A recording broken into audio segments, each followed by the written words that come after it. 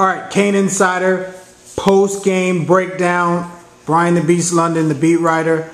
A beast, I mean, give it to me straight. It was kind of difficult. Probably one of the worst losses in this decade. Of course, obviously, Miami falls on the road. We knew it would be tough. I don't think we expected it to be this bad. No, I mean, it's probably the worst loss since Miami got punked by Syracuse back in 1998. And, Brandon, to me it comes down to one thing, and that's the running game on each side.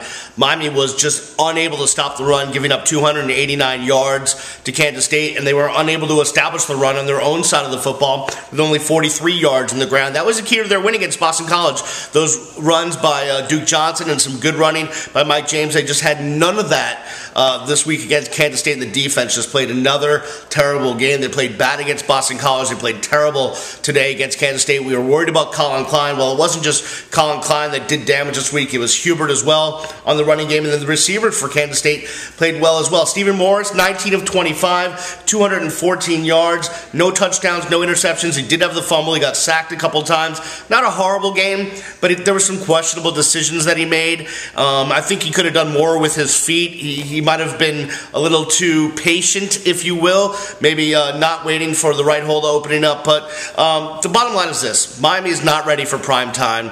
You know, we talked about this team before the season, saying that there was going to be question marks on defense, and with so much youth, it was going to be a problem. Well, you saw it in the game today that there was just too many young bodies out there on the field to really get a game plan established on both sides of the football.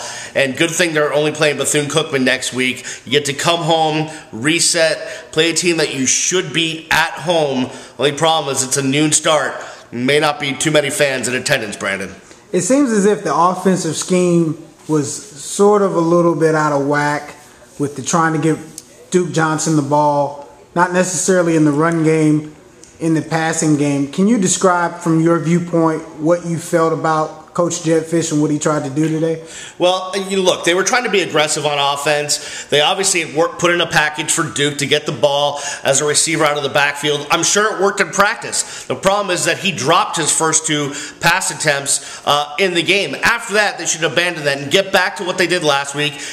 Hand the rock to Duke and let him carry the football. Mike James wasn't getting much done. They took Eduardo Clements out of the game after he fumbled. We never saw him again. If you cannot establish the run against a physical defense like Kansas State, you're going to have no success. They only ran for 43 yards. It's not enough to get it done. You cannot rely totally on the passing game. You have to be able to run the rock. That's what Kansas State did, and that's why they won the game.